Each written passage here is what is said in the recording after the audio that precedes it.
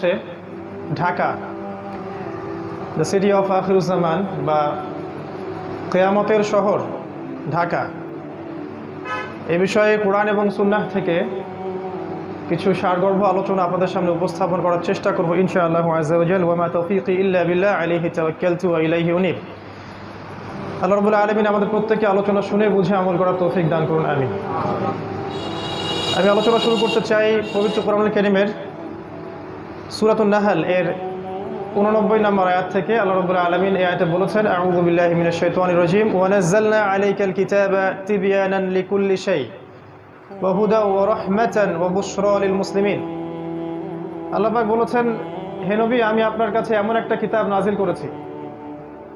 হে নবী মুহাম্মদ সাল্লাল্লাহু আলাইহি ওয়াসাল্লাম, আমি আপনার প্রতি এমন একটা কিতাব নাজিল করেছি যেই কিতাবটি প্রত্যেকটা বিষয়ের ব্যাখ্যা। তিবয়ানান মানে ব্যাখ্যা, কুল্লি শাই প্রত্যেকটা বিষয়ের, এবং ওয়াহুদান এবং এটা হচ্ছে হেদায়েত, ওয়া রাহমাতান এবং দয়া, ওয়া বুশরা লিল মুসলিমিন মুসলিমদের জন্য সুসংবাদ। এই আয়াতের সাথে সামঞ্জস্যপূর্ণ আরো অনেক আয়াত আছে আল কোরআনে। ফর এক্সাম্পল সূরা কাহফের 54 নম্বর আয়াতে আল্লাহ পাক বলেছেন, ওয়া লাকাদ সাররাফনা ফি হাযাল কুরআন লিন-নাস মিন কুল্লি মাসাল। আমি এই কোরআনের মধ্যে মানব জাতির জন্য প্রত্যেকটা বিষয় ব্যাখ্যা করেছি। সূরা বনী ইসরাঈলে এরকম একটা আয়াত আছে। তো এর সার কথা হচ্ছে যে আল কোরআন এবং সুন্নাহর মধ্যে যদি আমাদের জীবনের প্রত্যেকটা বিষয়ের সমাধান না থাকে, তাহলে নিঃসন্দেহে কোরআন এবং সুন্নাহ আল্লাহর পক্ষ থেকে আসে নাই। যেই কিতাব এবং যেই সুন্নাহর মধ্যে, আদর্শের মধ্যে মানব জাতির প্রত্যেকটা বিষয়ের সমাধান থাকে না, সেটা কখনো সুপ্রিম আল্লাহর বিধান বা গ্রন্থ বা রিলিজন হতে পারে না। আমরা দেখি কোরআন এবং সুন্নাহর প্রত্যেকটা বিষয়ের ব্যাখ্যা আছে কি নাই।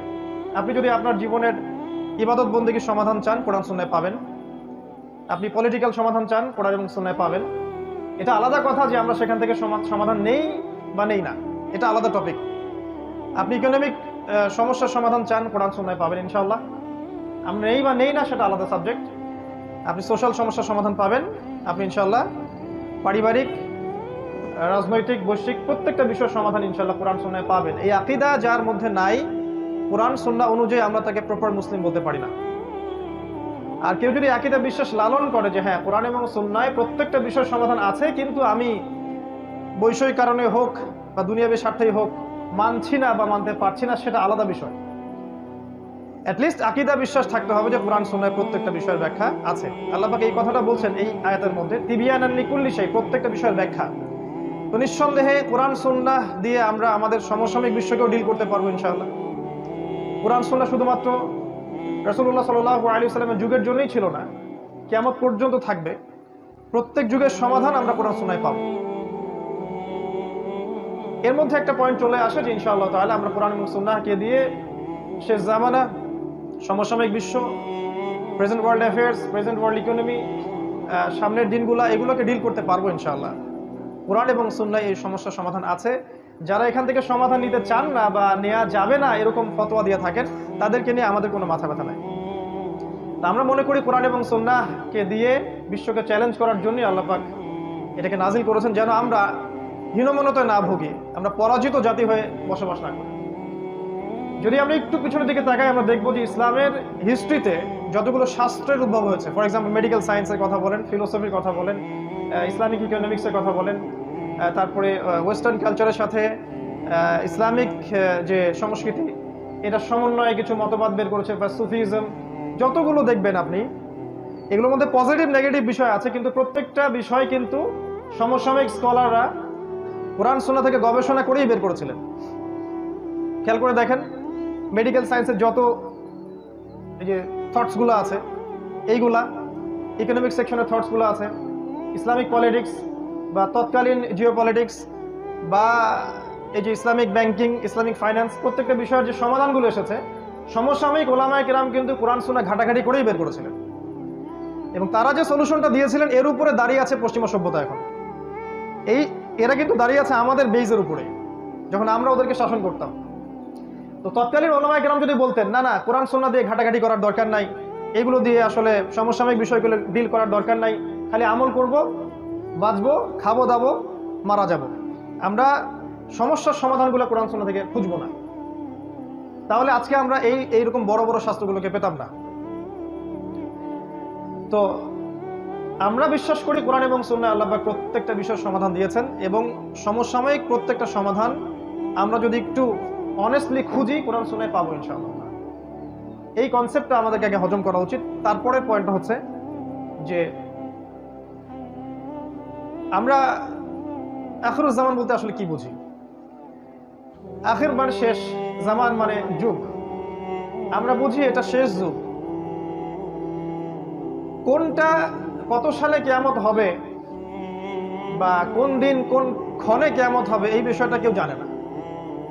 এই বিষয় নিয়ে আমাদের কোনো দ্বিমত নাই, আপত্তি নাই।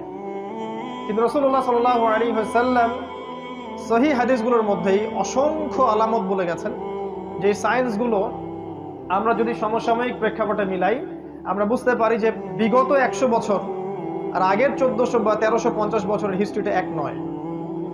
লাস্ট 100 বছরে এমন এমন অনেক কিছু হয়েছে এই ওয়ার্ল্ডের মধ্যে যেটা বিগত 1300 বছরেও হয়নি আসলে।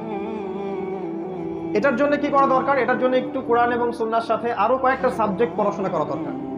এর সাথে আখিরুজ জামানের হাদিসগুলোকে যদি আমরা একটু ঘাটাঘাটি করি, যুগের যারা টপ স্কলার, শুধু বাংলাদেশের নয় বাইরের কান্ট্রিরও, তারা কিছু কনক্লুশন দেন যে এই সায়েন্সগুলো আগে কখনো ছিল না, এগুলো ডেঞ্জারাস, মানব জাতির সামনের সময় কম, এবং এটা শেষ যুগের সায়েন্সগুলোর অন্যতম। আমরা বলছি না এত সালে কিয়ামত হবে, এত সালে এটা হবে, এত সালে ওইটা হবে, এই কনসেপ্টটা আমি বিশ্বাসী না। অ্যাটলিস্ট আমরা we are giving a wake up call to this উম্মাহ। আমরা এই উম্মাকে একটা ওয়েক আপ কল দিচ্ছি যে সামনের দিনগুলো আপনার জন্য এইভাবে একটা সিকোয়েন্স অনুযায়ী যেতে পারে। আল্লাহু আ'লাম বিসওয়াব, আল্লাহ পাকই ভালো জানেন। কিন্তু আমাদের ধারণা এমন হতে পারে, আমাদের ধারণা ভুল হতে পারে, সঠিকও হতে পারে। যদি ভুল হয় আমাদের পক্ষ থেকে, সঠিক হলে আল্লাহর পক্ষ থেকে। আর যদি আমাদের ধারণা ভুলও হয়, আমরা শুধরানোর জন্য প্রস্তুত আছি। অ্যাটলিস্ট আমরা একটা ওয়েক আপ কল দিচ্ছি যে এখনকার সময় আর আগামী বিশ্বটা বিগত 1300 বছরের মতো হবে না। কোরআন এবং সুন্নাহর সাথে কোন কোন সাবজেক্টের জ্ঞান থাকলে আপনিও এটা বুঝতে পারবেন, এটা একটু বলি 2 মিনিটে। শুধুমাত্র কোরআন এবং সুন্নাহর লিটারাল জ্ঞান থাকলে হবে না। লিটারাল মানে হচ্ছে আমরা পড়লাম, বুঝলাম, কাট পেস্ট, যেটাকে আমরা বলি প্রোটেস্ট্যান্ট ভার্সন অফ ইসলাম। কোরআনের অনুবাদ পড়লাম, হাদিসের অনুবাদ পড়লাম, মনে করলাম যে আমি বড় মুফতি হয়ে গেছি, এখন স্টেটমেন্টগুলো দেওয়া শুরু করলাম, কনক্লুশনে গেলাম, এটা ঠিক না। বা এই দুটো সাবজেক্ট থাকলেই যে আপনি এই জামানাকে ডিল করতে পারবেন এমন না ব্যাপারটা। এই যুগে যদি আমরা এসকাটোলজিক্যাল জ্ঞান পেতে চাই, শেষ জামানার জ্ঞান পেতে চাই, তাহলে কোরআন এবং সুন্নাহর গভীর জ্ঞানের সাথে সাথে আমাদেরকে তাফসীর সম্পর্কে জানতে হবে, অবশ্যই আমাদেরকে ফিকহ জানতে হবে, আমাদেরকে ইসলামিক হিস্ট্রিটা জানতে হবে, ইসলামিক হিস্ট্রিটা অ্যাটলিস্ট। এবং আমি বারবার বলি ওয়ার্ল্ড হিস্ট্রি, বিশ্বের ইতিহাস, এটা জানা উচিত। এটার জন্য ক্লাসিক্যাল অনেক বই আছে ইউনিভার্সিটিতে, এগুলো পড়াতে কোনো দোষ নাই, এগুলো সেকুলার সিস্টেম নয়, এগুলো আমাদেরই সিস্টেম। এই আখিরুজ জামানকে বুঝতে হলে ইকোনমিক্স জানতে হবে। ইকোনমিক্স যে জানে না সে শেষ জামানকে বুঝতে পারবে না। ওলামায়ে কেরাম উত্তরই দিতে পারছেন না যে কিভাবে বাজার থেকে গোল্ড কয়েন এবং সিলভার দিরহামকে তুলে দেওয়া হলো, কেন দেওয়া হলো, কারা দিল, তাদের উদ্দেশ্য কি ছিল। আমি বলি একটা কথা অনেকটা ক্ষোভ নিয়েই, যে আগামীতে যদি ইসরায়েল তেজপাতা এটাকে লেমিনেটিং করে মুদ্রা হিসেবে চালু করে, আমরা সবাই বলবো এটা জায়েজ এবং হালাল। যারা বলবে না এটা জায়েজ না, এটা হালাল না, তাদেরকে এরা বলবে এটা খারাজি। এটাই আমরা মনে করি দুঃখের সাথে। এই যে কোশ্চেনের অ্যান্সারটা সে দিতে পারলো না because of the lackings of knowledge in economics. ইকোনমিক্সের যে জ্ঞানের অভাব, এই কারণেই কিন্তু সে এই উত্তরটা দিতে পারলো না। এটা কোন ইকোনমিক্সের কথা বলছি? শুধুমাত্র কি আল্লামা তাকি উসমানীর বইগুলো পড়লেই হয়ে যাবে? ব্যাপারটা এমন নয়। ব্যাপারটা হচ্ছে ওয়ার্ল্ড ইকোনমিক্স সম্পর্কেও জ্ঞান থাকতে হবে। এই জ্ঞানটা কিন্তু সেকুলারদের বেশি আছে আমাদের চাইতে। কিছু বিষয় হজম করা উচিত, এই জ্ঞানগুলো ওদের বেশি আছে আমাদের চাইতে। না হলে ওরা রিবাকে দিয়ে, সুদকে দিয়ে আপনাকে ডমিনেট করতে পারতো না। সারা ওয়ার্ল্ডে আপনাকে সুদ খাওয়াচ্ছে। অ্যাজ এ মুসলিম আপনি সুদ খাচ্ছে, আমি সুদ খাচ্ছি, কম বেশি সবাই জড়িত। কিন্তু আমাদের ফাইন্যান্সটা কোথায় গেল? ইকোনমিক সিস্টেমটা কোথায় গেল? আমরা কেন এমন কোনো সিস্টেম লঞ্চ করতে পারলাম না যেটা আমাদেরকে হালালের মধ্যে রাখবে? আর ওরা কিভাবে রিবা দিয়ে সারা ওয়ার্ল্ডকে ডমিনেট করলো? আজকে সকালে আমি একটা হাদিস পড়ছিলাম, যদিও হাদিসটা সনদটা দুর্বল। আলী রাদিয়াল্লাহু আনহু সেই হাদিসের বর্ণনাকারী ছিলেন। তিনি বলছিলেন দাজ্জালকে ফলো করবে এমন কিছু মানুষ যারা সুদখোর, যারা রিবা বা সুদকে কেন্দ্র করে তাদের পুরো ইকোনমিক সিস্টেমটা লঞ্চ করেছে। কোন কান্ট্রি সেটা? আমরা যদি একটু ওয়ার্ল্ড ইকোনমিক্স ঘাঁটি, দেখবো সারা ওয়ার্ল্ডে একটা কান্ট্রি আছে, একটা সভ্যতা আছে যারা সুদকে দিয়ে সারা বিশ্ব শাসন করছে। এর মাস্টার মাইন্ড ইসরায়েল, আর সেখানে জিউসরা আছে। যাই হোক, ল্যাকিংস অফ নলেজটা কোথায়? ইকোনমিক সেকশনে ছিল না। এটা শেষ জামানার জ্ঞান অর্জন করতে হলে আপনাকে থাকতে হবে। আরেকটা সাবজেক্টের কথা আমি বলি বারবার, সেটা হলো যে জিও পলিটিক্স। এটা আপনারা আমার চেয়ে হয়তো ভালো বোঝেন, যারা ইউনিভার্সিটিতে পড়েন তারা আরও ভালো বোঝেন। জিও পলিটিক্যাল নলেজ না থাকলে এই ভূ রাজনৈতিক প্রেক্ষাপটটা বুঝতে পারবে না। কেন চায়না রাশিয়া একসাথে, কেন ন্যাটোর সাথে টার্কি, কেন পাকিস্তান নিউক্লিয়ার ওয়েপন্স থাকার পরেও কিছু করতে পারে না ইসরায়েল এগেনস্টে, এগুলো আপনি অ্যান্সার পাবেন না যদি জিও পলিটিক্যাল নলেজ আপনার না থাকে। আমাদের দেশের পররাষ্ট্রনীতিগুলোর মধ্যে আমরা অনেকে চাই যে খুব এগ্রেসিভ হোক, কেন আমরা পারি না? কি কারণ? এটা যারা জিও পলিটিক্স জানে তারা বোঝে। আর যারা আবেগে চলে তারা মনে করে যে এখনই জিহাদ লঞ্চ করতে হবে, বোগাস জিহাদ। আবার অনেক প্রশ্নের উত্তর, কিভাবে ইসরায়েল রাইজ করলো, কেন ব্রিটেন সারা ওয়ার্ল্ডকে শাসন করেছিল, তারপরে কিভাবে তারা আমেরিকাকে নিয়ে আসলো, রিপ্লেস করলো, অনেক প্রশ্নের উত্তর পাবেন না আপনি যদি আপনি জিও পলিটিক্স না জানেন, এর সাথে কোরআন সুন্নাহ না জানেন। ওরা কি করেছে সেকুলাররা? ওরা শুধু জিও পলিটিক্সকে নিয়েছে, কোরআন সুন্নাহকে নেয় নাই। আর আমরা বলছি কোরআন সুন্নাহর বেসিসেই আপনাকে জিও পলিটিক্স পড়তে হবে। দেন সূরা মাইদা পড়েন, আল্লাহ পাক বলেছেন পররাষ্ট্রনীতি কেমন হতে হবে। লা তাত্তাখিযুল ইয়াহুদা ওয়ান নাসারা আউলিয়া, আল্লাহ পাকের স্টেটমেন্ট। আমরা কিন্তু এখানে হেদায়েত নেই নাই। লা তাজিদান্না আশাদ্দান নাস আদাওয়াতাল লিল্লাযিনা আমানু আল ইয়াহুদ ওয়াল্লাযিনা আশরাকু, মুমিনদের জন্য সবচেয়ে বড় শত্রু দুইটা দল, আল ইয়াহুদ আল্লাযিনা আশরাকু, যারা শিরক করে। এগুলো কি সাহাবায়ে কেরাম মেনে চলেন নাই? ওই সময় আমাদের মাথা ছিল উঁচু, আমরা এখন মেনে চলি না, আমাদের মাথা আজকে নিচু। জিও পলিটিক্স জানতে হবে। এর সাথে আমি বলি একটা সাবজেক্ট, সেটা হচ্ছে যে ইন্টারন্যাশনাল মনিটারি সিস্টেম সম্পর্কে জ্ঞান রাখতে হবে, যেটাকে আমরা বলি ওয়ার্ল্ড ব্যাংক এবং IMF। আরো কিছু সাবজেক্ট আছে, মূল এই সাবজেক্টগুলো যদি আপনি না জানেন কোরআন সুন্নাহর সাথে, তাহলে আখিরুজ জামান আপনি চিনতে পারবেন না। এটা সম্ভব না। শুধুমাত্র কোরআন এবং সুন্নাহর লিটারাল অর্থগুলো পড়ে আপনি কখনো বুঝতে পারবেন না আসলেই ওয়ার্ল্ডে কি হচ্ছে। এই জন্য যখন আপনি কোনো স্টেটমেন্ট দিবেন, মানুষ বলবে এটা পাগল হয়ে গেছে। তা আমরা বলছি যে নিউক্লিয়ার ওয়ার সামনে আসছে, আমরা বলছি দাজ্জাল জেরুজালেম থেকে বিশ্ব শাসন করবে। পাল্টা পোস্ট দিয়ে রাখলো স্কুল বয় টাইপের কিছু মানুষ, দাজ্জাল খোরাসান থেকে বের হবে। ভাবখানা এমন যে হাদিসগুলো আমরা কখনো পড়ি নাই। আমরা যদি একটা কোশ্চেনই করি, তাহলে রাসূলুল্লাহ সাল্লাল্লাহু আলাইহি ওয়াসাল্লাম মদিনা ইবনে সাইয়্যদকে দাজ্জাল কেন মনে করতেছেন? Answer me. রাসূলুল্লাহ সাল্লাল্লাহু আলাইহি ওয়াসাল্লাম মদিনায় ইবনে সাইয়্যদকে কেন দাজ্জাল মনে করছেন? হে ওমর, ও যদি দাজ্জাল হয়ে থাকে তুমি ওকে হত্যা করতে পারবে না, আর ও যদি দাজ্জাল না হয়ে থাকে নিরাপরাধ ব্যক্তিকে হত্যার মধ্যে কোনো ফল নেই। ইবনে সাইয়্যদ বলছে, আল্লাহর কসম আমি জানি দাজ্জাল কে, তার পিতার নাম কি, বা ইত্যাদি ইত্যাদি। হাদিসগুলো পড়ে দেখেন, বুখারী মুসলিম। তাহলে রাসূলুল্লাহ সাল্লাল্লাহু আলাইহি ওয়াসাল্লাম যে কে ভালো জানে যে কোথা থেকে দাজ্জাল বের হবে, তিনি কেন খোরাসানের কথা না বলে সেখানে গিয়ে মদিনা ইবনে সাইয়্যদকে ইনভেস্টিগেট করছেন? একটা বিষয় কি, এই সাবজেক্টটা নিয়ে আমাদের দেশে কোনো ফ্যাকাল্টি নাই, কোনো আলাদা কোনো কনস্ট্রাকটিভ কোনো বই নাই, কোনো মাদ্রাসায় এই সাবজেক্টটাকে নিয়ে গভীর পড়াশোনা করানো হয় না, কোনো সেকুলার ইউনিভার্সিটিতেও করানো হয় না। তাহলে একটা সাবজেক্ট সম্পর্কে আমরা কিভাবে জানবো যদি সেই সাবজেক্টের আমাদের কোনো ফ্যাকাল্টি না থাকে? যেমন ধরুন ফিকের অনেক ফ্যাকাল্টি আছে না বাংলাদেশে, ফিকের অনেক আলাদা ডিপার্টমেন্ট আছে না, শরিয়া গ্রাজুয়েশন কোর্স, বসেন দরকার নেই, বসেন, শরিয়া গ্রাজুয়েশন কোর্স ইত্যাদি ইত্যাদি। একটা সাবজেক্ট সম্পর্কে জানতে হলে ওখানে গভীর পড়াশোনা করতে হয়। কিন্তু নবী সাল্লাল্লাহু আলাইহি ওয়াসাল্লাম বলেছেন যে কিয়ামতের সবচেয়ে বড় ফিতনা, যার চেয়ে বড় কোনো ফিতনা নাই, সেটা হচ্ছে মাসিহুদ দাজ্জাল। এই দাজ্জাল সম্পর্কে আপনি কোনো ফ্যাকাল্টি পাবেন না, কনস্ট্রাক্টিভ কোনো সিলেবাস পাবেন না, বই পাবেন না, গবেষণা পাবেন না। তাহলে যেটা নিয়ে কোনো গবেষণা নাই, যেটা নিয়ে কোনো মানে ফ্যাকাল্টি নাই, কোনো ডিপার্টমেন্ট নাই, কোনো আলাদা বই সিলেবাস কিছুই নাই, কিভাবে আপনি মনে করলেন যে দুই একটা হাদিস বিচ্ছিন্নভাবে পড়েই আপনি সাবজেক্টটা বুঝে যাবেন আর মানুষের সমালোচনা করা শুরু করবেন? যারা ওই সাবজেক্টে দীর্ঘদিন পড়াশোনা করছে ওদের। তো ইনশাআল্লাহ তাআলা এসব স্কুল বয়দের প্রশ্নের উত্তরগুলো আমরা একটা বই আকারে ছাপিয়ে দেবো ইনশাআল্লাহ। কারণ ইন্ডিভিজুয়ালি প্রত্যেকের উত্তর দিতে গেলে আমাদের সময় চলে যাবে, ততদিন না মালহামা শুরু হয়ে যাবে। তো আমরা আখিরুজ জামানকে বুঝতে হলে সাবজেক্টগুলো দিকে খেয়াল রাখি। আল্লাহ পাক সবাইকে তৌফিক দান করুন, আমিন। ইনশাআল্লাহ তাআলা আমরা একটা সিলেবাস লঞ্চ করে দিব, যেখানে একটা জেনারেল এডুকেটেড মানুষ কিভাবে এই সবগুলো সাবজেক্ট পড়াশোনা করবেন, বইয়ের নাম, লেখকের নাম সহ আমরা বলে দিব ইনশাআল্লাহ, যতটুকু আমরা আমাদের ক্ষুদ্র জ্ঞানে পারছি। এর চেয়েও যে ভালো হতে পারে না এমন নয়, তবে আমরা জাস্ট একটা শুরু করতে চাচ্ছি। এবং এই ব্যাপারটার নাম দিয়েছি আমরা ডিপ্লোমা ইন ইসলামিক স্টাডিজ, এবং সেখানে আমরা অবশ্যই স্ক্যাটোলজি বা শেষ জামার একটা সাবজেক্ট রাখবো, একটা বিভাগ রাখবো ইনশাআল্লাহ। Dhaka, city of Akhiruzzaman. আমি ঢাকাকে অন্যভাবে দেখি, যারা ঢাকায় থাকেন তারা হয়তো এভাবে দেখেন না। এটি স্বাভাবিক যে বাহির থেকে দেখার ব্যাপারটা একরকম, আর আপনি যে ওখানে বসে আছেন তখন আপনার দৃষ্টিতে এগুলো ধরা না পড়াটাই অনেকটা স্বাভাবিক। মেজর কয়েকটা পয়েন্টস বলবো আমি, কারণ সবগুলো বলার সময় আমরা খুতবায় পাবো না।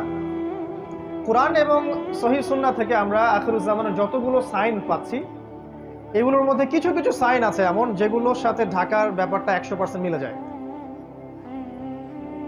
এবং এটা সময়ের ব্যাপার মাত্র যে কবে আল্লাহ পাকের গজব এখানে চলে আসে। আমরা তো এটা মনে করি এটা আল্লাহ পাকের বিশাল বড় দয়া যে এখন পর্যন্ত এখানে এই গজবটা আসে নাই, কিন্তু আমরা কি আসলে শুকরিয়া আদায় করি কিনা? আমার দৃষ্টিতে ধরা পড়ে যে ঢাকা, যদি আমরা এখন অন্য জায়গায় বসে আছি, বাট এই লেকচারটা ঢাকাবাসীর জন্য স্পেশালি, এবং ঢাকার মতো যতগুলো শহর আছে এই সারা বিশ্বে, বস্তুবাদী শহর, মেটেরিয়ালিস্টিক, যেখানে সময় খুব দ্রুত পাস করে, মানুষের জীবনযাত্রার লাইফ লেন খুব ফাস্ট লার্ন অফ লাইফ, মানুষ পাশবিক জীবনযাপন করে, যেখানে বিশ্বাসের কোনো মূল্য নাই, যেখানে প্রতারণার ছড়াছড়ি, যেখানে আবেগ অনুভূতিগুলো ঠুনকো হয়ে গেছে, পারিবারিক বন্ধনগুলো ভেঙে যায়, হৃদ্যতা ভালোবাসাগুলো নাই, সবার মধ্যে একটা যেন অবিশ্বাস যে এই না জানি এ আমাকে ঠকিয়ে দেয় কিনা, একটা আনস্যাটিসফাইড জেনারেশন এবং আনস্যাটিসফাইড সিভিলাইজেশন, অসন্তুষ্ট, কোনো কিছু কিন্তু সন্তুষ্ট না, ইল্লা মাশা আল্লাহ, কিছু মানুষের বাইরে, সেটা আমি আলাদাভাবে বলছি, আমি ওভারঅল বলছি। দেখুন, এক নাম্বার আমার সেন্সে ধরা পড়ে যে ঢাকা এই শহরটা মানুষকে বস্তুবাদী বানিয়েছে, বা এই শহরের মানুষগুলো শহরটাকে বস্তুবাদী বানিয়েছে। এই শহরটা বস্তুবাদিতার উপর দাঁড়িয়ে আছে, এটা কি বোঝেন কিনা? সকালবেলা থেকে সন্ধ্যা রাতে ঘুমানো পর্যন্ত একটাই চিন্তা মানুষের, কিভাবে আমি আমার রিজিকটাকে অর্জন করব, কিভাবে আমি আমার স্ত্রী সন্তানকে মানুষ করব বা ভরণ পোষণ দিব, কিভাবে আমি দুবেলার ভাত অন্ন যোগাবো। এখানে যেন মানুষ বাঁচার জন্য লড়াই করে, সকাল থেকে সন্ধ্যা পর্যন্ত ছুটছে আর ছুটছে। ছোটার স্পিডটা দেখতে আপনাকে ওই যে ওভার ক্রসিংগুলো আছে এর উপর উঠতে হবে একটু কষ্ট করে, এবং একটু রিল্যাক্স মুডে আপনি দেখবেন কিভাবে মানুষ ছুটছে, কোথায় জানি মানুষ ছুটছে, মনে হচ্ছে মানুষ জান্নাতের দিকে ছুটছে। যদি এমন হতো এভাবেই মানুষ জান্নাতের দিকে ছুটতো, খেয়াল করে দেখবেন ছুটছে আর ছুটছে ছুটছে। এই ভোর থেকে শুরু হবে রাত 12টা 1টা 2টা 3টা পর্যন্ত। ঢাকায় যেন কখনো রাত হয় না, 24 ঘন্টায় দিন। এখানে টাইম যায় রাসূলুল্লাহ সাল্লাল্লাহু আলাইহি ওয়াসাল্লামের সেই হাদিসের মতো, তিনি বলেছিলেন আখিরুজ জামানে সময় যাবে বছর মাসের মতো, মাস সপ্তাহের মতো, সপ্তাহ দিনের মতো। ঢাকায় যেন সময় তাকে আটকানো যায় না, সময়ের মধ্যে বারাকা নাই। আপনারা এখন যেখানে বসে আছেন এখানে সময়ে বারাকা আছে, এখানে আপনি সময়কে দ্রুতভাবে পাস করতে দেখবেন না। আমাদের সেকুলার আইসগুলো অবশ্যই এগুলো ধরতে পারবে না, তাদের কাছে মনে হয় সময় ক্যালকুলেটেড, 24 ঘন্টা দিন রাত। আল্লাহ পাক যে সময়কে কন্ট্রোল করেন, সময়ে বারাকা দিতে পারেন, এটা ওরা বিশ্বাস করবে না। একজন সাহাবী 40 বছর বয়সে যা যা করেছেন, এই জেনারেশনে 100 বছর হায়াত পাওয়া মানুষ সেটা করতে পারে না। রাসূল সাল্লাল্লাহু আলাইহি ওয়াসাল্লাম নিজে একদিনে যতগুলো কাজ করতেন, আমরা মনে হয় 1 বছরে এতগুলো কাজ করতে পারি। সময় আল্লাহ কন্ট্রোল করেন, এখানে বারাকা দেয়। ঢাকায় ফার্স্ট লেন অফ লাইফ, খুব দ্রুত মানুষ ছোটে, যেন মানুষ ছুটতেছে জান্নাতের দিকে। আসলে তারা কোন দিকে ছুটছে? তারা ছুটছে মূলত বস্তুবাদী ভোগবিলাসের দিকে।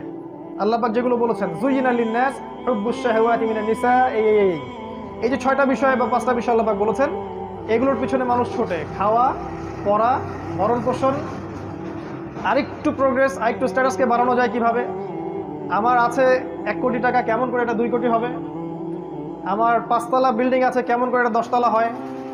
এই বস্তুবাদিতার দিকে ঢাকা ছুটছে। আপনি জানেন কিনা এটা কিয়ামতের একটা আলামত, এটা আখিরুজ জামানে কিয়ামতের বড় একটা সাইন, যে মানুষ দুনিয়ার পিছনে ছুটবে, দিন থেকে মানুষ সরে যাবে, এবং আল্লাহ পাক গজব হিসেবে এই মুসলিম জাতির উপরে এই দুনিয়ার চাকচিক্যটাকে উন্মুক্ত করে দিবেন। হাদিস এভাবে এসেছে, এই দুনিয়ার চাকচিক্য তোমাদের জন্য উন্মুক্ত করা হবে, ঠিক যেমন পূর্ববর্তীদের জন্য করা হয়েছিল। আর এই দুনিয়া তোমাদেরকে ধ্বংস করবে, ঠিক যেমন করে পূর্ববর্তীদেরকেও দুনিয়া ধ্বংস করেছে। এটা হচ্ছে ফিউচার এই বস্তুবাদী ঢাকার। 2 নম্বর হচ্ছে, দেখুন এখানে যতগুলো সিস্টেম আছে, এই সিস্টেমগুলো দাঁড়িয়ে আছে অন দ্য বেসিস অফ শিরক এন্ড কুফর। শুধুমাত্র এই শহরটার কথা আমি বলছি না, এরকম যত শহর আছে সারা ওয়ার্ল্ডে তাদের কথা বলছি। দাঁড়িয়ে আছে education system on the basis of শিরক, আপনার political system on the basis of কুফর এন্ড শিরক, আপনার ইকোনমিক সিস্টেম দাঁড়িয়ে আছে শিরকের উপরে। কেউ ডিবেট করতে চাইলে আমি রাজি আছি, কিন্তু প্রমাণ করতে পারবো যে এগুলো শিরকের উপর দাঁড়িয়ে আছে। এখানে জ্ঞানের সংজ্ঞা শেখানো হয়েছে যে পরীক্ষা নিরীক্ষা পর্যবেক্ষণের মাধ্যমে যেটা লাভ করবেন সেটা জ্ঞান, আর আল্লাহ পাক বলছেন আল্লাহর পক্ষ থেকে যা নাজিল হয় সেটাই চূড়ান্ত জ্ঞান। কুফর এবং শিরক এখানে শেখানো হয়েছে। জ্ঞান অর্জনের কি উদ্দেশ্য? একটা জব, একটা চাকরি।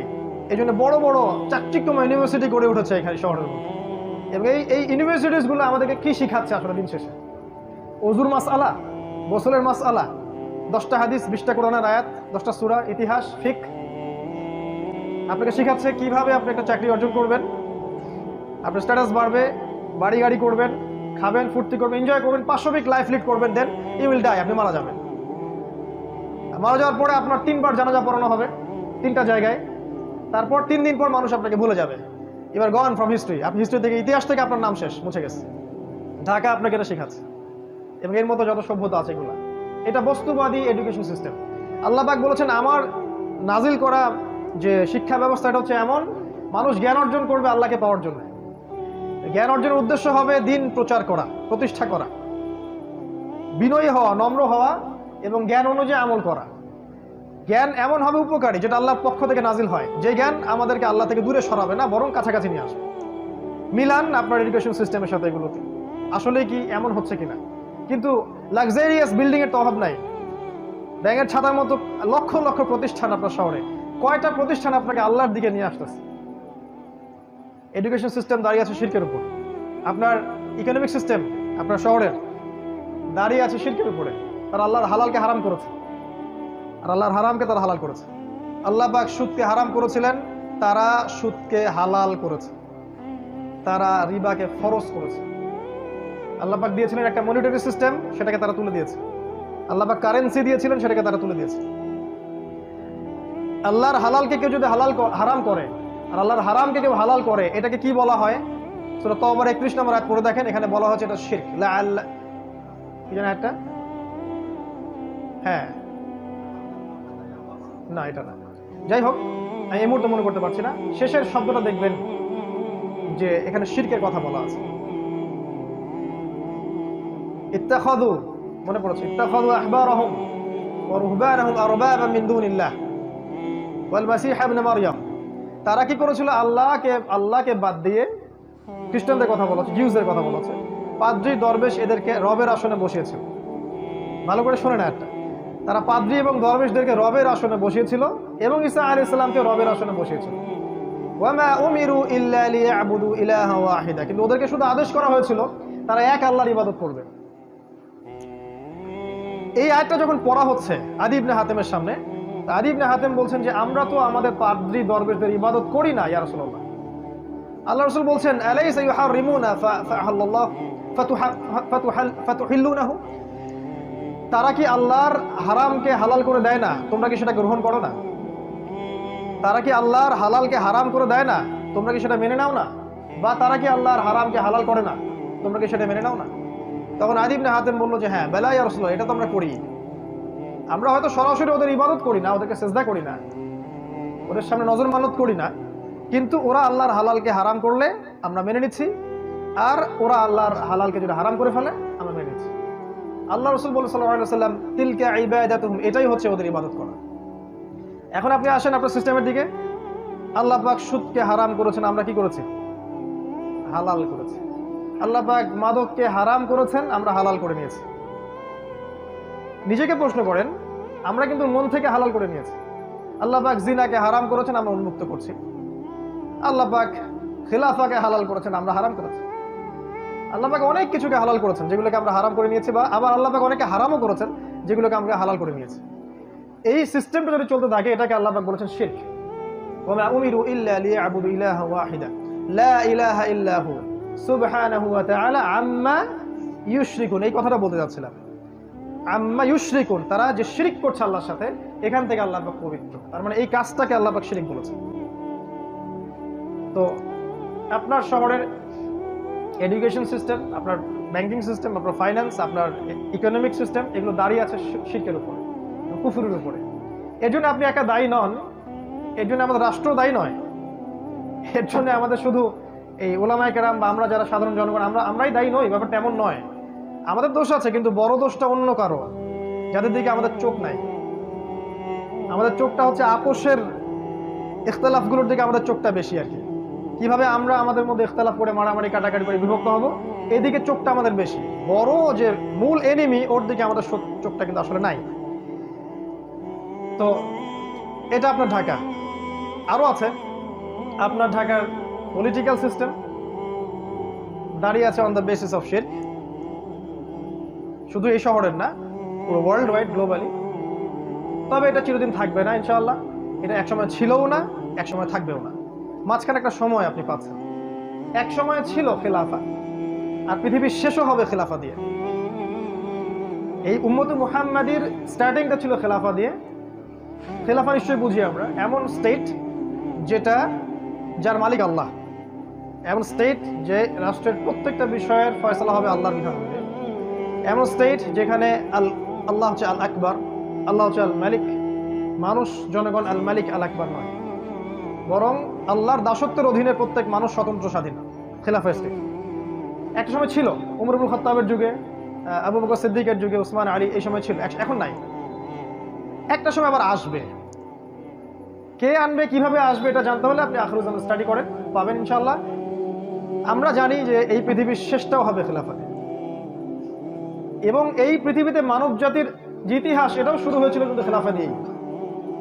ওয়াইয কুলনা লিল মালাইকা ওয়াইয ক্বালা রাব্বুকা লিল মালাইকা ইন্নী জাইলুন ফিল আরদি খলিফা। ওই যে খলিফা আদম আলাইহিস সালাম, তারপরে আপনার দাউদ আলাইহিস সালাম, সুলাইমান আলাইহিস সালাম, মুহাম্মদ সাল্লাল্লাহু আলাইহি ওয়াসাল্লাম, তারপরে সাহাবায়ে কেরাম, আবারও শেষটা হবে ঈসা ইবনে মারইয়ামের হাতে।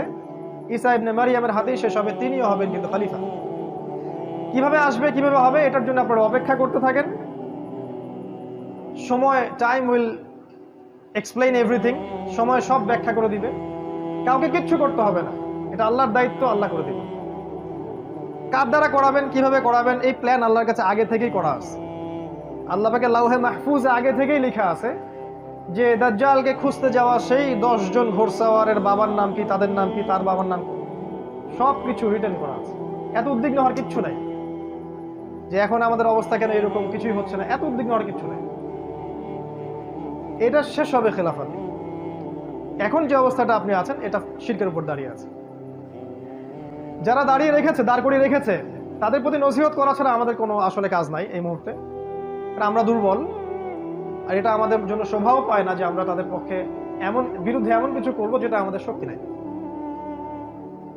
আমরা নাসিহা করতে পারি, তারা যদি রিসিভ করেন আলহামদুলিল্লাহ, রিসিভ না করলে তাও আলহামদুলিল্লাহ, অ্যাটলিস্ট আপনি আপনার দায়িত্ব পালন করেছেন। কারণ প্রত্যেকেই তার কর্মফল ভোগ করবে, এটা নিয়ে আপনাকে উদ্বিগ্ন হওয়ার কিছু নাই।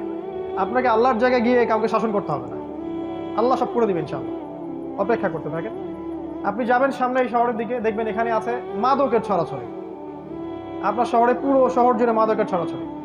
এমন এমন মাদক আপনার শহরে আছে যেগুলো হয়তো বাংলাদেশে অন্য কোনো জায়গায় নাই। এবং এলিট সোসাইটির মানুষরা মাদক খাচ্ছে, তাদের ইয়াং জেনারেশন, তাদের বাচ্চা কাচ্চা, ছোট ছোট বাচ্চা, 8-9-এ পড়া বাচ্চা, 5-6-এ পড়া বাচ্চা, এমন এমন মাদক যেগুলো আজকে থেকে 100 বছর আগে কল্পনাও করে নাই।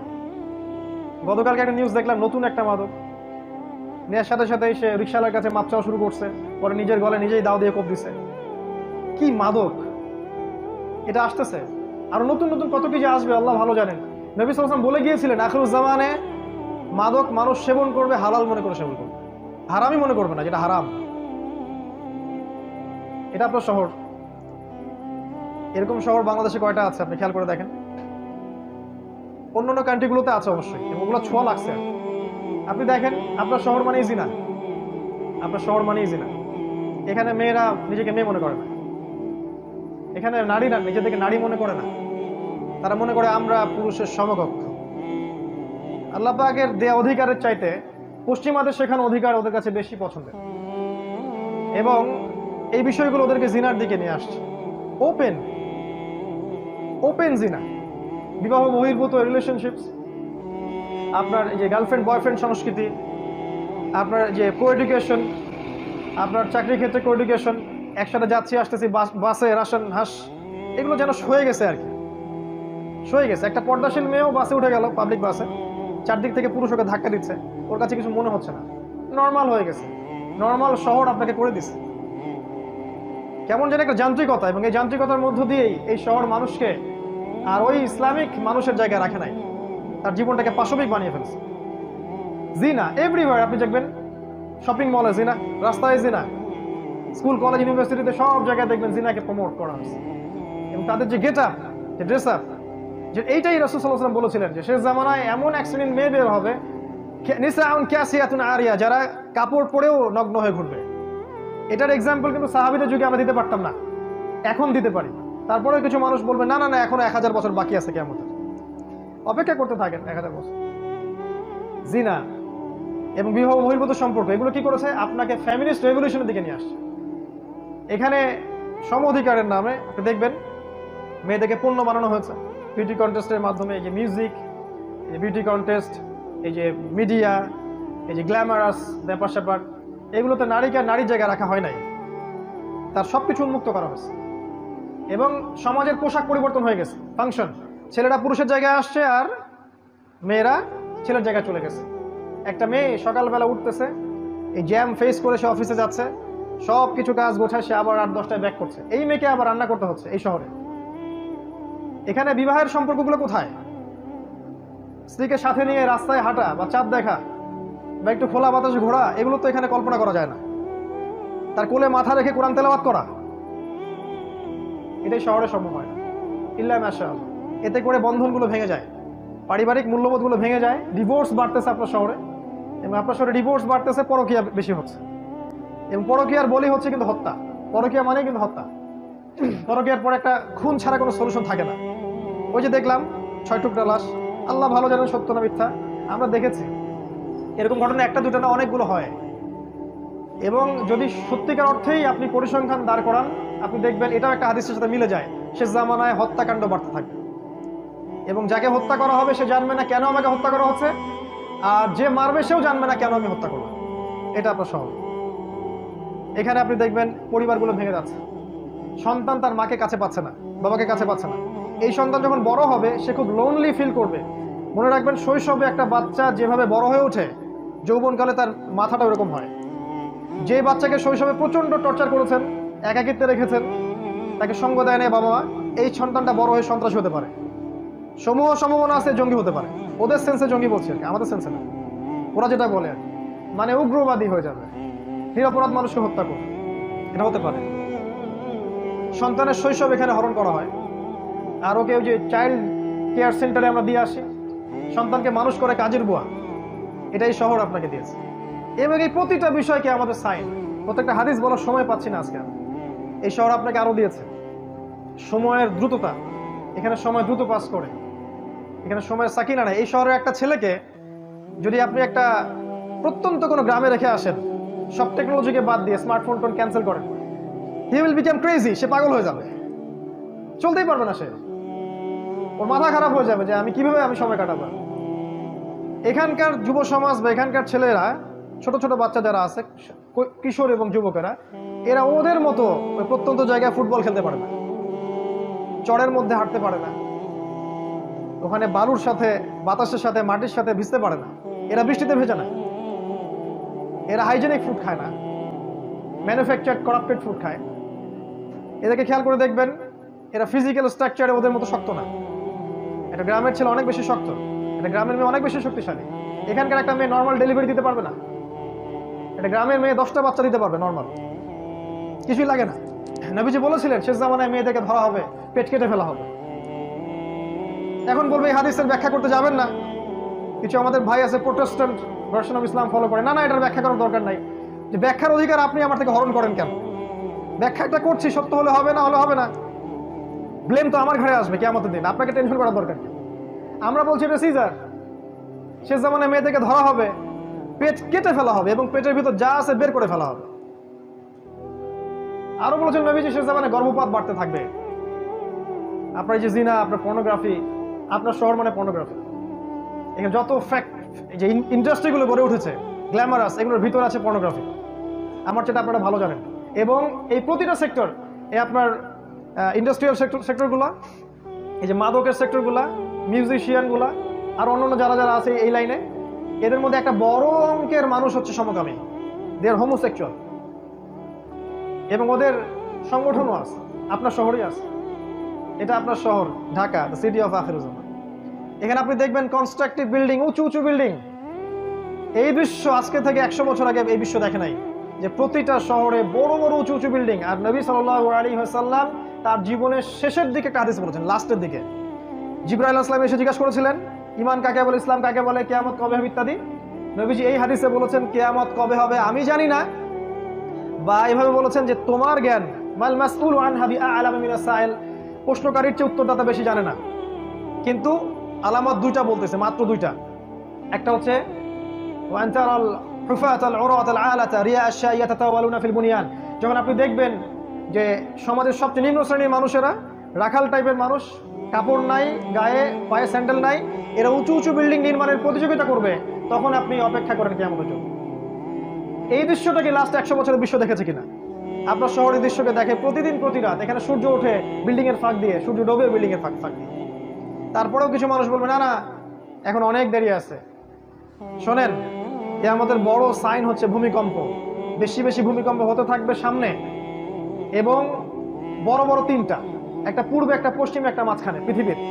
কিন্তু ছোটখাটো অনেক ভূমিকম্প হবে। বাইনা ইয়াদে কিয়ামতের আগে আগে মুতানুন শাদীদ, প্রচন্ড রকম মহামারী ছড়াবে বড় বড়। ওয়া বা'দাহু, এরপরে আসবে সানাওয়াতুজ জালাজিল, ভূমিকম্পের বছরগুলো। যদি এখনকার এই মহামারীর সিজনটাই সেই মহামারী হয়ে থাকে, আমি শিওর না, যদি হয়ে থাকে আল্লাহ ভালো জানেন, তাহলে এর পরে নিঃসন্দেহে ভূমিকম্প আসছে।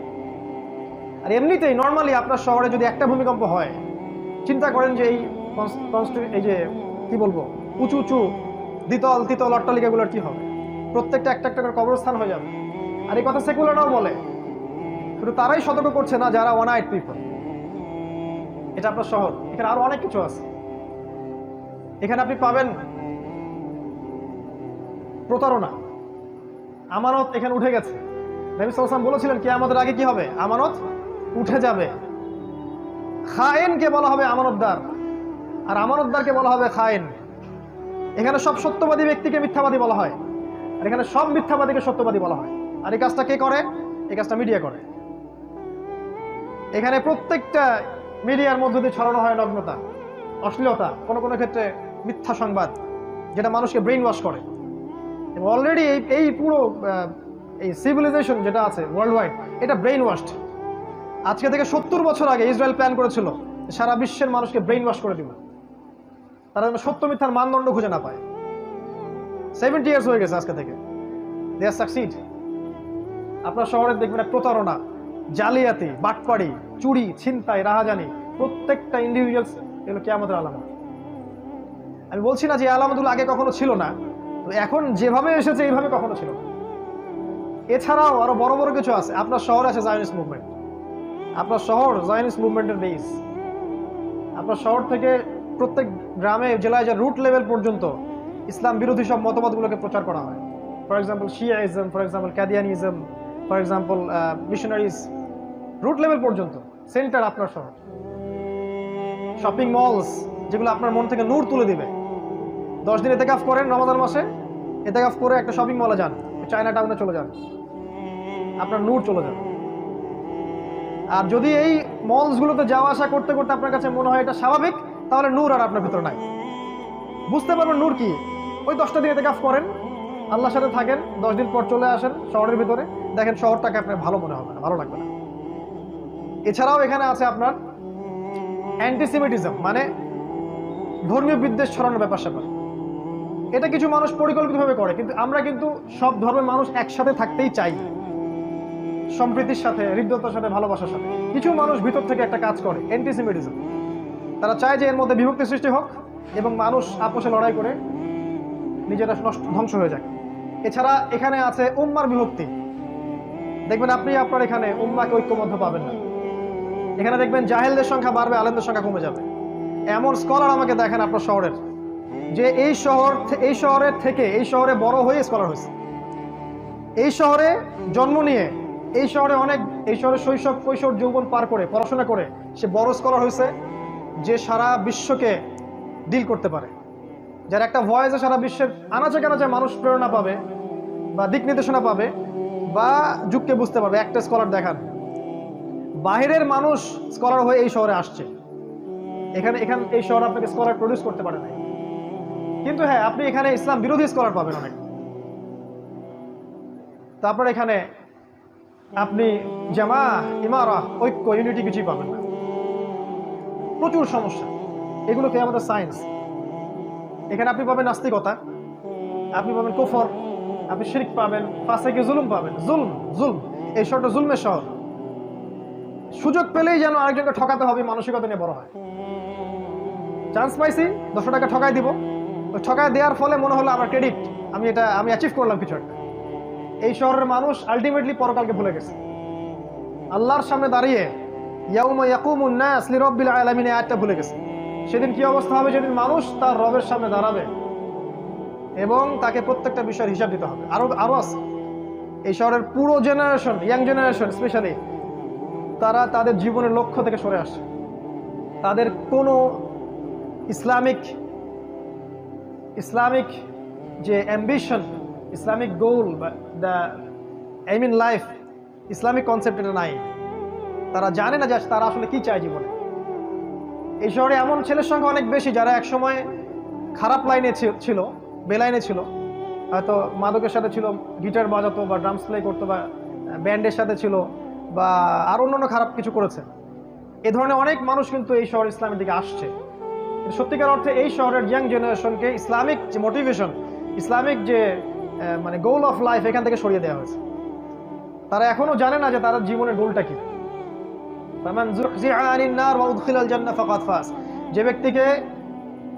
যে ব্যক্তিকে পুলসিরাতের মধ্যে পার করে দেওয়া হবে, জান্নাতে প্রবেশ করানো হবে, জাহান্নাম থেকে বাঁচানো হবে, এই ব্যক্তি সফল। এই শহর আপনাকে এই সাফল্যের ডেফিনেশনটা ভুলিয়ে দিয়েছে। ডেফিনেশন অফ সাকসেস এইটা যে আমরা জাহান্নাম থেকে বাঁচবো, জান্নাতে প্রবেশ করব। এই শহর আপনাকে ভুলিয়ে দিয়েছে যে আপনার জীবনের সাফল্যের ডেফিনেশনটা কি। বরং এই শহর আপনাকে শিখিয়েছে আপনার সাফল্যের ডেফিনেশন একটা চাকরি, একটা ব্যবসা, একটা বড় কিছু, বড় বিল্ডিং, সুন্দরী নারী, এই আর অনেক বিষয় আছে যেগুলো এক ক্ষুদ্রে বলা সম্ভব না। শেষ করছি, শেষের দিকে আসছে। এখানে প্রাকৃতিক বিপর্যয় আছে, পরিবেশটা ন্যাচারাল নাই। এখানে আমরা মুক্ত বাতাসে শ্বাস নিতে পারি না। এখানকার পানি আস্তে আস্তে লেয়ার নিচে নেমে যাচ্ছে।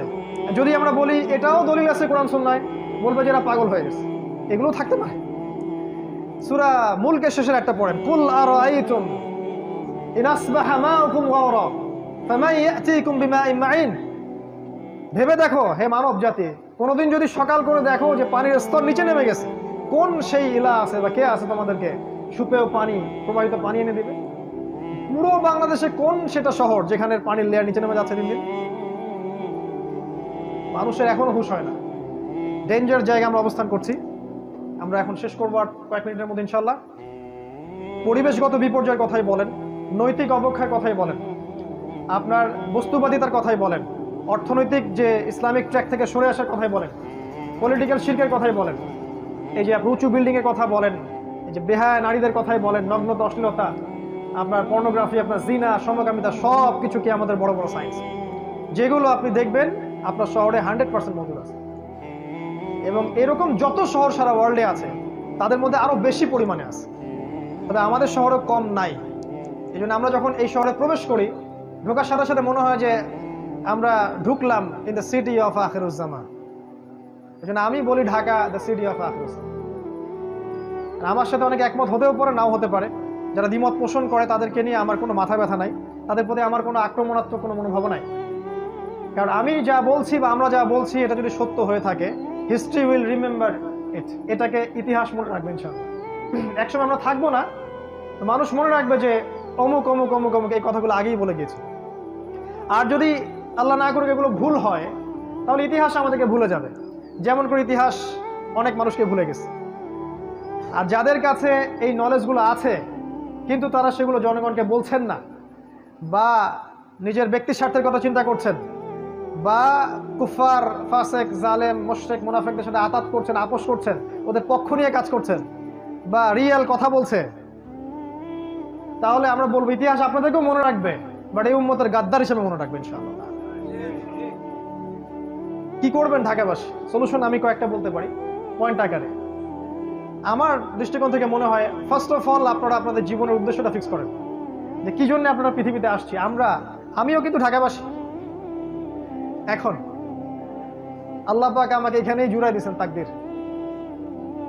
কিন্তু ব্যাপারটা হচ্ছে এই যে আপনাদের একজন হয়েই বলছে যে প্রথমে জীবনের উদ্দেশ্য ফিক্স করা উচিত, যে আমরা কি জন্য পৃথিবীতে বসবাস করছি, উদ্দেশ্যটা কি আমাদের পৃথিবীতে বসবাস করা। এই পাশবিক লাইফ লিড করা, খাবো দাবো, লাক্সারিয়াস জামা কাপড় পরবো, ঘুরে বেড়াবো, ফ্যান্টাসি, এক সময় আমরা মারা যাব। এরপরে কি আসলে? এর পরের জীবনটাকে নিয়ে পরকালের বান্দা হয়ে বাঁচার চেষ্টা করি, দুনিয়াটাকে প্রয়োজন মনে করি। দুনিয়া আমার হাজত, যতটুকু লাগে সন্তুষ্ট থাকি। 10,000 টাকায় সংসার চললে 20,000 টাকা দিকে না যাই, একতলা বাড়িতে হয়ে গেলে দুতলা বাড়ি করার ওদিকে না যাই, বরং ওই সময়টা আমরা আল্লাহর দিকে ব্যয় করি।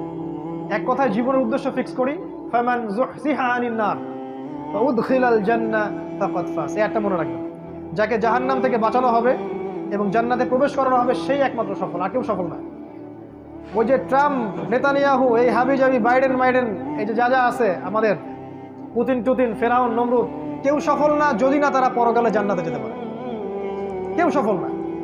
এরা যদি পরকালে জাহান্নামে যায়, ওইটাই আলটিমেট ওদের ধ্বংস। আর যে ব্যক্তি, আপনি, আমি, অমুক, আব্দুর রহিম, আব্দুল্লাহ, আব্দুর রহমান যে আছে, সে যদি পৃথিবীতে ওই শশা বিক্রি করে খায়, একটা ভ্যান চালায়, একটা রিক্সা চালায়, যাই চালায়, পরকালে যদি সে জান্নাতে যায়, এই ব্যক্তি সফল। সাফল্যের সংজ্ঞা আমাদেরকে আগে বুঝতে হবে। এটা ঢাকাবাসীর প্রতি প্রথম নসিহত।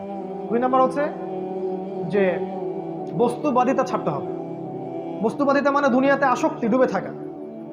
আলহাকুমুত তাকাসুর হাত্তা যুরতুমুল মাকাবির, এই কনসেপ্ট থেকে বের হতে হবে। আল্লাহ পাক কিন্তু বলেছেন কাল্লা সাউফা তা'লামুন, ধমক একটা, অবশ্যই জানবে। সুম্মা কাল্লা সাউফা তা'লামুন, আবারও বলছি অবশ্যই জানতে পারবে।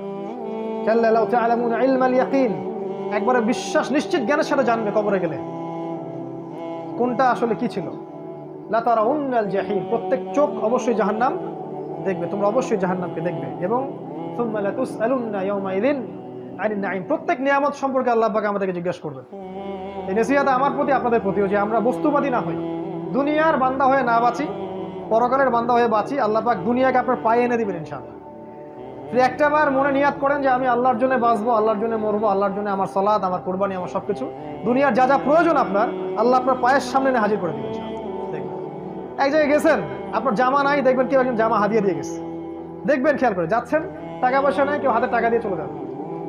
শত শত এরকম মানে ঘটছে আমার জীবনে, বলে শেষ করতে পারবো না। বললে আবার কিছু আমাদের উগ্রপন্থী ভাই আছেন, অতিরিক্ত মাত্রায় সহি, তারা বলবে আমি আবার সুফিজমে চলে আসছি। ভয় পাই আমি খুব তাদেরকে নিয়ে আর কি। তারা অলওয়েজ আমার কথাগুলোকে মার্ক করে, বা আমাদের কথাগুলোকে, একটা যদি স্লিপ অফ টাং বের হয়েছে এইটা নিয়ে কথা হবে। মানে কে যেন ওদেরকে দায়িত্ব দিছে যে এটাই তাদের দায়িত্ব। ভাই, এই সময়টা আল্লাহর ওয়াস্তে দিনের পথে ব্যয় করেন। আপনি আপনার জায়গা থেকে কিছু উম্মার জন্য কিছু করেন, অনেক ভালো হয়। বা আমরা যদি ভুল করে থাকি, স্বাভাবিক, একটা মানুষ তো ভুল করতেই পারে, আপনি ভুলটাকে কনস্ট্রাকটিভলি ধরায় দেন, আসেন ডিসকাস করেন যে কোনটা ঠিক কোনটা বেঠিক। এমন তো হতেই পারে যে আপনার বুঝের চেয়ে এই বুঝটা বেটার। এমন আপনি যে স্কলার শায়েখ পূজা করছেন, তারা তো মাযহাব মানে না, কিন্তু শায়েখ পূজা ঠিকই করে। তো শায়েখ যে পূজা করছেন, সেই শায়েখের চাইতে অন্য একটা শায়েখের কথা তো বেশি বেটার হতেও পারে। কেমন করে ধরে নিলেন যে এই ব্যাখ্যাটাই চূড়ান্ত? সালাফদের ব্যাখ্যাই নিব, ঠিক আছে, বাট সালাফরা এতটা বোকা ছিলেন না, তারা কোরআন সুন্নাহকে দিয়ে জগৎকে ব্যাখ্যা করতেন, এমন ছিলেন না তারা। তো ব্যাপারটা এরকম, আমরা বস্তুবাদী না হই, আমরা জীবন উদ্দেশ্যটা ফিক্স করি, দুনিয়াকে প্রয়োজন মনে করেন ইনশাআল্লাহ, দুনিয়াকে আল্লাহ পাক আপনার পায়ের সামনে এনে হাজির করাবেন ইনশাআল্লাহ। আর 3 নম্বর একটা নসিহত হচ্ছে আপনি হালাল রিজিকের সোর্স করেন, হারাম রিজিকের দিকে যায়েন না। আমরা যত পরিশ্রম করছি, শিক্ষা, এই যে আমাদের ছোটাছুটি সকাল থেকে সন্ধ্যা পর্যন্ত, তার মূল একটাই কারণ, রিজিক। রিজিক, আর এই রিজিকটা নেয়ার জন্য আমরা কিন্তু হালাল হারামে পরোয়া করছি না। শুধু এতটুকু ফিক্স করেন মাথার মধ্যে, হালাল খাবো, হারামে যাবো না। আল্লাহ, তুমি আমার জন্য একটা হালাল রিজিকের ব্যবস্থা করে দাও, হোক সেটা ছোট, আমার পরিবারের জন্য চলে যায়। এবং ঢাকায় এরকম রিজিকের অনেক সোর্স আছে, এটা আমার চেয়ে আপনারা ভালো জানেন। অতএব হালাল রিজিকে থাকেন, হারামে যায় না। কোনোভাবেই সুদের সাথে আপোষ করেন না, ঘুষের সাথে আপোষ করেন না, দুর্নীতি করেন না, কোনোভাবেই আপনি প্রতারণা করেন না। অন্যের সম্পত্তি আত্মসাৎ করেন না, জুলম। 4 নম্বর বলবো পারিবারিক ব্যাপারটা। আপনার পরিবারটাকে আদর্শ পরিবার গড়ে তোলার চেষ্টা করেন। এমন একজন জীবন সঙ্গিনীকে বিয়ে করেন যে আপনাকে আল্লাহর পথে এগিয়ে যেতে সাহায্য করবে। একজন স্ত্রী যদি আপনার ঘরে থাকে যে দিন বোঝে এবং যে আপনার কনসেপ্টের সাথে একমত এবং যে চায় যে আপনি দিনের জন্য কিছু করেন, আপনার জন্য নামাজে দোয়া করে, আপনার দিনের বিষয়গুলো গুছায় দেয়, এমন স্ত্রী ঘরে থাকলে ওই স্বামী বিশ্ব জয় করতে পারবেন। আর যদি এমন স্ত্রী আপনার ঘরে না থাকে, আপনার পুরো জীবন এই স্ত্রীর পিছনে কাটাইতেই শেষ হয়ে যাবে। এই পুরো বিষয়টাই আপনার জন্য ফিতনা হয়ে যাবে। ইন্নামা আমওয়ালুকুম ওয়া আওলাদুকুম ফিতনাতুল লাকুম, এরকম হয়ে যাবে। তো আদর্শ পরিবার গড়ার জন্য স্ত্রী খুব ইম্পর্টেন্ট একটা টপিক।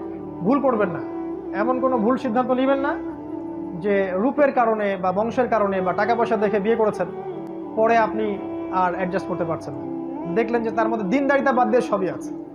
এমন জায়গায় যায় না। দিনদারিতা থাকলে ওইটা নিয়ে থাকেন, বাকিগুলো ইগনোর করেন। সন্তান যখন হবে তাদেরকে প্রত্যেককে আদর্শ সন্তান হিসেবে মানুষ করতে হবে। সন্তানদের খাবারের ব্যাপারে সচেতন থাকবেন, ওদের পড়াশোনা, ওদের কার সাথে মিশছে, বেশি ডিভাইস দিবেন না, ডিভাইস কেন্দ্রিক জীবনযাপন থেকে বেরিয়ে আসার চেষ্টা করেন। এগুলো ভালো হবে ইনশাআল্লাহ। আমি আরও বলবো যে এখানে আরও নাসিহা হচ্ছে যে জ্ঞান অর্জনের পিছনে সময় দেন, আমল করার আগে জ্ঞান। মানে ইলমু ক্বাবলা আল কওলি ওয়াল আমাল, সহিহ বুখারীর একটা বাব আছে, কথা কাজের পূর্বে জ্ঞান, মানে জ্ঞানটাকে অর্জন করেন। আমি সাবজেক্টগুলো বলেছি কোন কোন সাবজেক্ট, কোরআন, সুন্নাহ, হিস্ট্রি, ইসলামিক ইতিহাস, ইকোনমিক্স, ফিলোসফি, এগুলো একসাথে করে পড়াশোনা করেন। ইনশাআল্লাহ দেখবেন আপনার 5 বছরের পরিশ্রম আপনাকে অন্য একটা জায়গায় নিয়ে আসবে ইনশাআল্লাহ। আমি কখনো বলি নাই যে ওলামায়ে কেরামের সোহবতে যাবেন না ইত্যাদি ইত্যাদি। আমি বলেছি শুধুমাত্র একটা ঘরানার ওলামার কাছেই পড়ে থাকবেন না, সমস্ত ওলামায়ে কেরামকে ভালো চোখে আগে দেখতে শেখেন, সবার কাছ থেকে জ্ঞান নিয়ে শেখেন। যদি আপনি শুধুমাত্র সালাফিজমেই থাকেন, আমাদের সোকল সালাফিজমের কথা বলছি, তাহলে তো আপনি কমই ঘরানার আলেমের কাছে জ্ঞান পাবেন না, সিম্পল। তাহলে মনে হবে যে এদের কাছে কোনো জ্ঞানই নাই। এটা তো অহংকার, কেবর, যেটা ইবলিসের ছিল। কি করতে হবে? খোলা মনে সব আলেমের দ্বারস্থ হবে এবং সবার কাছে জ্ঞান নেন, সবার ভালোটাকে নিয়ে নেন, খারাপটা ছেড়ে দেন। কারণ এমন কোনো আলেম আপনি পাবেন না যার 100% পারফেক্ট। আর আমাদের কিছু ভাই চায় 100% পারফেক্ট একজন মানুষ আসুক, আমরা তার আনুগত্য করবো। আসলে এমনটা হবে না। জিবরাইল আলাইহিস সালামকে যদি পাঠানো হয়, এরা তার প্রতি সন্তুষ্ট হবে না, বলবে আপনার পাখা কেন, আপনি মানুষ না কেন, আপনার পাখার দলিল কোথায়? এদের কাছে সময় নষ্ট করেন না। সমস্ত ওলামায়ে কেরামকে শ্রদ্ধা করেন। আমার ভিউ বলছে, প্রত্যেকটা ওলামায়ে কেরামকে শ্রদ্ধা করেন, সম্মান করেন, তাদের সোহবতে যান, জ্ঞান শিখেন, কিন্তু এই সাবজেক্টগুলো এড়িয়ে যাবেন না। শুধুমাত্র ইসলামিক লাইনের এই কয়েকটা সাবজেক্ট পড়ে আপনি এখনকার বিশ্বকে বুঝতে পারবেন না। একই সাথে অ্যাট দ্য সেম টাইম আপনি শুধু জেনারেল লাইনের এই কয়েকটা সাবজেক্ট পড়ে আপনি সব কিছুকে ডিল করতে পারবেন না। একটা কনস্ট্রাকটিভ সিলেবাসে আসেন, এটাকে মিউচুয়াল করে সামনে যান। 10টা বছর পরিশ্রম করলে ইনশাআল্লাহ রেজাল্ট পাওয়া যাবে। এর সাথে আমি বলবো আল্লাহ পাক যেন আমাদের সবাইকে তৌফিক দেন যে জানা অনুযায়ী আমলটা যেন করতে পারি। আর এর সাথে আমি একটা কথা বলবো ঢাকাবাসীর জন্য, গ্রামের বাসাগুলোকে প্রস্তুত করে রাখেন। আপনি শহরে চিরদিন থাকতে পারবেন না। ওয়াইন মিন ক্বরিয়াতিন ইল্লা নাহনু মুহলিকুহা ক্বাবলা ইয়াউমিল কিয়ামা আও মুআযযিবুহা আযাবান শাদীদা। ব্যাখ্যা ওদের কাছে শুনে নেন কি বলে। আমরা অনুবাদ বলছি, এমন কোন কারিয়া নাই যাকে আমি কিয়ামতের আগেই ধ্বংস করব না। আও মুআযযিবুহা আযাবান শাদীদা, অথবা কঠিন শাস্তি প্রদান করব না, এমন কোন শহর নাই পৃথিবীতে। কানা যালিকা ফিল কিতাবি মাসতুরা, অনেক আগেই এটা কিতাবে লেখা হয়ে গেছে। ভূমিকম্পের মাধ্যমে হোক বা আপনার মহামারীর মাধ্যমে হোক বা আরো বড় কোনো গজবের মাধ্যমে হোক, ঢাকা উইল কলাপস। কোনো শহর কনস্ট্যান্ট থাকবে না।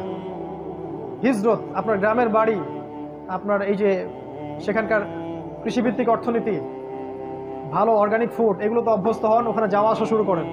ঢাকা আপনাকে ছাড়তে হতে পারে সামনে, ওয়ার্ন করছি আমরা।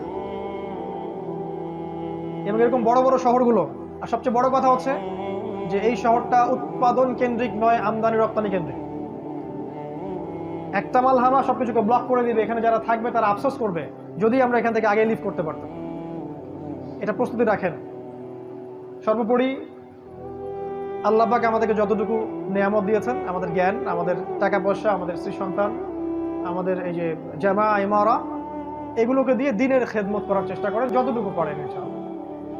সমসাময়িক বিষয়গুলো পড়েন, আগামীর জন্য প্রস্তুত থাকেন এবং আপোষে ইখতিলাফ না করে, যারা ইখতিলাফ করে ওদেরকে ভুলে যান। আপোষে যারা ইখতিলাফ করে না, ওয়ানুম্মা ওয়ান জামাআ কনসেপ্টে বিশ্বাস করে, এই মানুষগুলোকে নিয়ে শান্তিপূর্ণভাবে মাক্কি জীবনে রাসূল সাল্লাল্লাহু আলাইহি ওয়াসাল্লাম যেভাবে এগিয়ে গিয়েছিলেন, আপনার এই শহরটা হচ্ছে কোনো বেটার জায়গা নয়, এইভাবে এগিয়ে গিয়ে আপনি একটা জামাআ বা একটা কমিউনিটি গড়ে তোলার চেষ্টা করেন। এটার খুব অভাব সারা দেশে। এটা যদি করতে পারি ইনশাআল্লাহ তাআলা, আল্লাহ পাক আমাদের মধ্যে একটা রুহামা দিবেন, একটা জামাআ দিবেন, একটা সুন্দর মৈত্রী ভালোবাসা থাকবে এবং এই শহরের যে জাহিলিয়াতগুলো আছে এগুলোকে স্কিপ করা আমার জন্য সহজ হবে, কারণ একা একা আপনি কিছুই করতে পারবেন। আল্লাহ পাক আমাদের সবাইকে আলোচনাটা শুনে বুঝে আমল করার তৌফিক এনায়েত করুন, আমিন। আজকের সময় আসলে সংক্ষিপ্ততার কারণে অনেক বিষয় স্কিপ করে গেলাম। ইনশাআল্লাহ তাআলা আগামীতে আমরা এটা নিয়ে বিস্তারিত আলোচনা করব ইনশাআল্লাহ। আকুলু কওলি হাযা আস্তাগফিরুল্লাহ ওয়া লাকুম ওয়া লিসাইরিল মুসলিমিন। বারাকাল্লাহু লানা ওয়া লাকুম বিল আয়াতিল হাকীম ইন্নাহু তাআলা জাওয়াদুন কারীমুন বাররাউফুর রহিম। আসসালামু আলাইকুম ওয়া রাহমাতুল্লাহ।